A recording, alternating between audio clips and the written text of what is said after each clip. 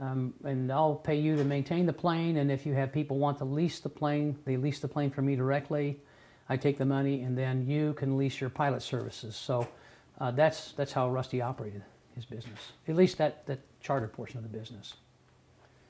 What do you make of all, even though probably no one has a firm grasp on how these pieces of puzzle fit together in the end, hopefully we'll all know in the end, what do these plane arsons have to do with Rusty's crash? Or anything? Are they connected at all? I think so. Well, it's my understanding the airport has been operated by a few people for decades. They've had their way and whatever.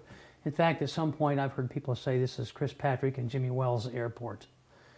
And we believe that Rusty's success undermined the egos and perceptions of some people, I don't know who, but it got to be a personal issue with people, very much so, and then there were some things that Rusty was asked to do that he did not do and would not do. They were illegal. Pardon me. It's okay. So, I'm sorry for that. I don't think I can take care of that here. Sorry. It's okay. Keep going. I was saying about... you said some felt undermined by his... Yeah, I think there's a lot of ego involved, yeah. And I think a very wealthy person in town felt that it was his airport, he controlled it. And when he tried to hire my son said no. When he tried to hire his people, he said no. When he tried to buy an airplane that was in financial distress and asked Rusty to swap engines and do some things to that aircraft, Rusty said, no, you're not the owner, I can't do that. No matter if it's in receivership or not, it's not my airplane to do that with.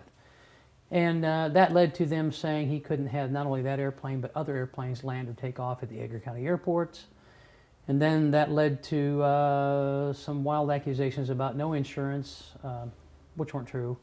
And then that led to a complaint about breastfeeding at the airport, which they all deny. And I mean, it begins there. I think there's a long path or track of events that are on a internet site that demonstrate this has been a long barrage, a long time assault on my son and his business with the objective to drive him from the airport.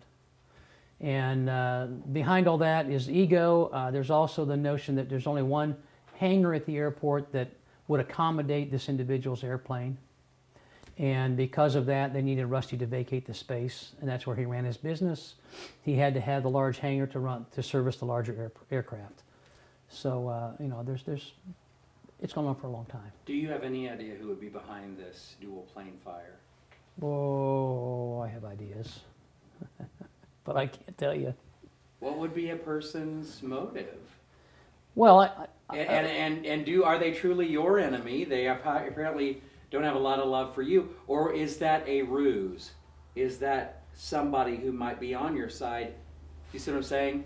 Is it made to look like? I don't think so. I really don't think so. Of course, I don't have any knowledge of anybody like that at all. But I do think because what is written on the plane is so personal in nature, and I think we have actually ruffled the feathers of some powers that be, and they're very angry and they're very upset, and there's plenty of evidence to that fact. I think they've either employed somebody or they have done this. And I think about as far as the aircraft are concerned. I don't believe they intended for that message on the plane to remain. I think, from what I've seen and heard, that they intended for those planes to burn completely, and to be no evidence that they ever did that. In other words, the thought, you talk about ruse, the thought is that they graffitied the airplanes and then intended to burn them, and the planes didn't burn. But what's the point of writing a message that will never be viewed? Well, viewed by who? Assume that they did take a picture of it and then they set fire to the planes. And some of the explosive bombs or the devices didn't go off. So that's part of the equation, And I believe they'll find who did this. Do you believe? You don't believe? Maybe let me not put words in your mouth, sure, Rob. And we're wrapping this up, I promise. Do you believe in any way that Rusty's crash was Rusty was a victim of foul play? Even though it's very apparent, according to you, that he's the victim of politics and circumstance and blah, blah, blah, he wasn't in any way the victim of foul play. Well,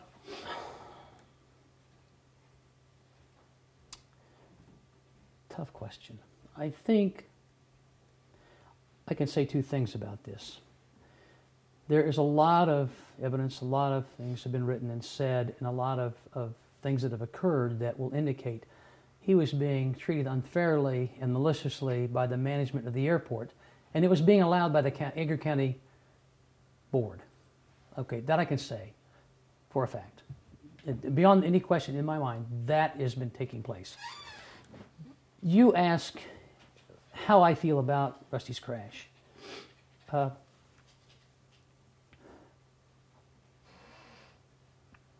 There are people that had motive and opportunity.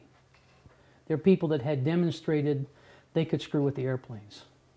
There were events and things that happened there that were reported and have been documented, and there's an ongoing investigation. I have faith in the NTSB. I know the airplane engines are in Arizona, and they're going to be dissected and reviewed, and if we find anything, we'll know. Can't say. All I say for sure is that the Edgar County Board has allowed for a lot of things to go on, and they have not taken any action, and they should have done this a long time ago. Safe to say, in summing up this, what you're talking about, is it the same politics, as I said in my report last night, that Rusty was subjected to? And this is just another development, the two burned planes. You know, I think this is just more evidence of how the airport's been run and the prevailing activities. And, you know, the person that did this didn't just happen to say, I'm not busy today, I think I'll go burn 2 airplanes. I think this is another indicator, and it's evidence that, and demonstrating commitment to people that, you know, they're trying to have us quit complaining or go away or do something different, and that's not going to happen. That's not going to happen. So you think this might be an inside job, that someone on one of these 7 board members might be behind the plane torching? I don't know about that. I don't know who did it. I really don't. I believe, from what I learned at the site, that there were several